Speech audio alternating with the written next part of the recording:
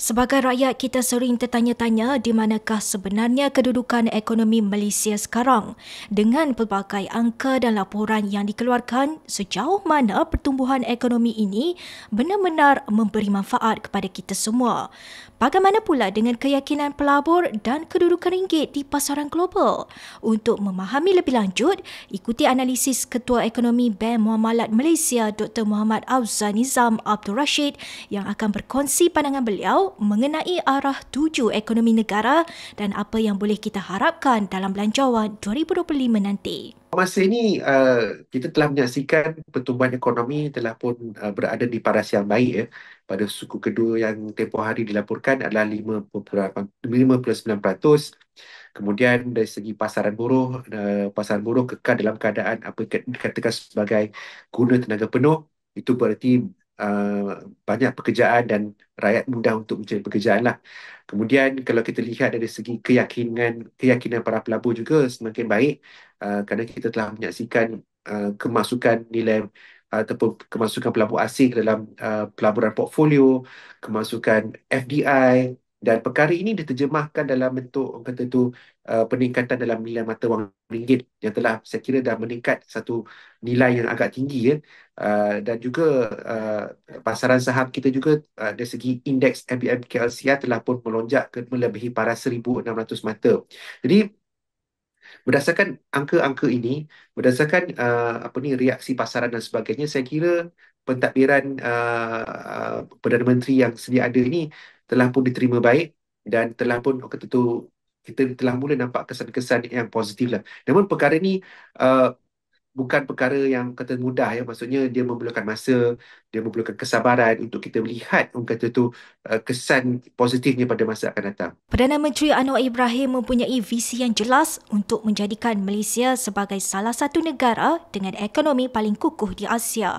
Dengan Belanjawan 2025 yang akan datang, apa langkah-langkah dan inisiatif yang boleh dirancang oleh kerajaan untuk memperkuat sektor-sektor strategik? Seperti mana yang kita sedia maklum, sektor teknologi ni sangat penting. Dan bila berbicara tentang teknologi dalam konteks semasa, kita akan cenderung untuk berbicara tentang kecerdasan buatan ataupun AI ya, Artificial Intelligence. Dan perkara ini perlu kita raikan kerana kita tahu penggunaan AI ni begitu meluas dalam pelbagai sektor. Sektor pendidikan, sektor perbankan, pelbagai sektor yang akan menggunakan AI ni, dan sudah pasti dia akan memerlukan penggunaan data yang meluas, dan di sini uh, antara sektor ataupun industri yang kita dapat manfaat adalah seperti pusat data ataupun data center. Jadi dan selain pada itu, sektor berkenaan dengan semiconductor itu juga sebahagian daripada sektor teknologi. Jadi saya kira penumpuan terhadap sektor, kemudian bagaimana insentif-insentif itu diberikan, saya kira itu merupakan bagaimana kerajaan boleh lakukan satu langkah untuk mengukuhkan negara kita dari segi ekonominya dan menjadi satu gergasi ekonomi lah di Asia ini. Namun apabila kita bercakap tentang Belanjawan 2025, salah satu isu utama yang selalu dibangkitkan adalah kos sara hidup dan harga barangan yang semakin meningkat. Rakyat mahukan harga yang lebih rendah. Tetapi realitinya, ada banyak faktor yang perlu dipertimbangkan dalam menentukan harga ini. Jadi, apakah langkah terbaik yang boleh diambil kerajaan untuk mengawal kos barangan tanpa menjejaskan perniagaan dan pasaran secara keseluruhannya? Bila berbicara tentang apa ni kos sara hidup, kos barangan dan sebagainya, memang kita akan cenderung untuk mengatakan kos barang perlu turun. Tetapi hakikatnya uh, sebagai peniaga, mereka memerlukan harga tersebut untuk kekal dalam keadaan yang baiklah, kerana bila harga itu tinggi maka dia akan mewujudkan keuntungan. Jadi apabila mereka untung, mereka ada insentif untuk menambah pekerja dan sebagainya. Yang kita mahukan pergerakan harga tersebut terkawal. Maksudnya kalau naik, dia tak naik melampau sangat. Tapi terkawal tu bukan bererti kita kawal harga tu. Kita kawal tu bererti dalam keadaan yang mana pasaran barangan dan perkhidmatan tu berlaku dalam keadaan yang adil dan telus. So maksudnya aktiviti seperti kartel, aktiviti seperti perbuatan sorok, seperti manipulasi harga, perkara-perkara ini perlu dibasmi melalui penguatkuasaan melalui undang-undang yang sedia ada lah. Jika perkara ini boleh dilaksanakan, maka harga tu dia akan menjadi lebih fleksibel. Ada masa dia akan naik, ada masa dia akan turun. Itu memang fitrah harga. Cuma yang kita tak mahu, harga tu meningkat dan peningkatannya tu terlampau.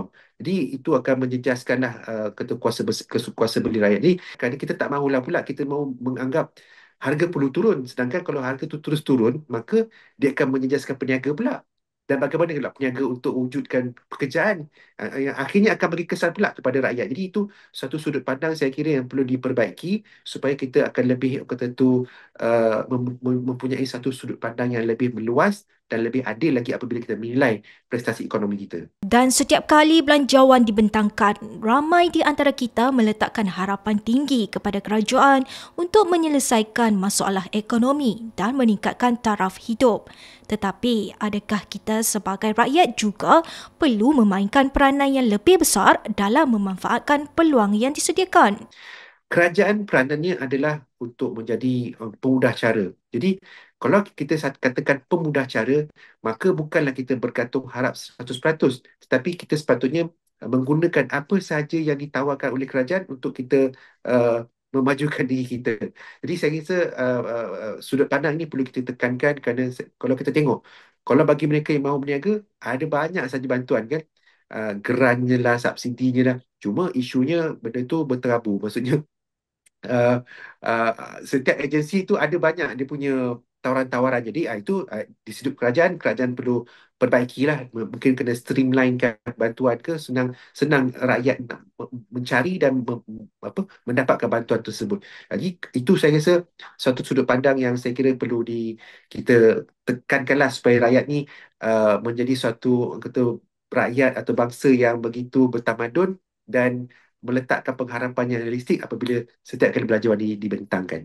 Belanjawan 2025 bukan sekadar dokumen angka tetapi merupakan langkah penting dalam usaha kerajaan untuk merealisasikan wawasan kerangka ekonomi madani bagi Malaysia.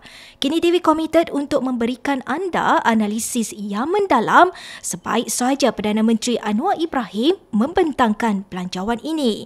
Teruskan bersama kami dan kita akan bertemu lagi di analisis seterusnya. Laporan ini disediakan oleh Stefah Kemal dan Azri Mazlan. Saya Nusya Mama Amin melaporkan untuk Kini TV.